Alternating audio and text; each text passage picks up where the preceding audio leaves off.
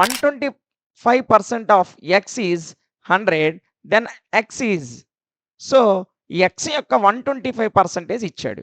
125% వచ్చేసి 100 అని ఇచ్చాడు.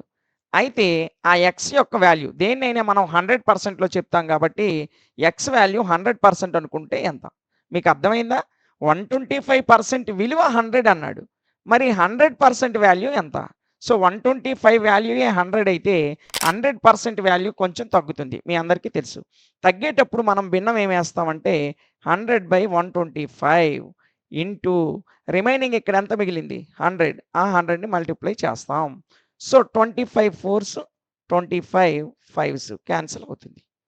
5 1s 5 20s. సో 4 20s 80 కాబట్టి మన ఆన్సర్ వచ్చేసి ఆప్షన్ ఏ అవుతుంది. ఇలాంటి క్వశ్చన్ ఇంకొకటి ఇక్కడ ఇవ్వడం జరిగింది.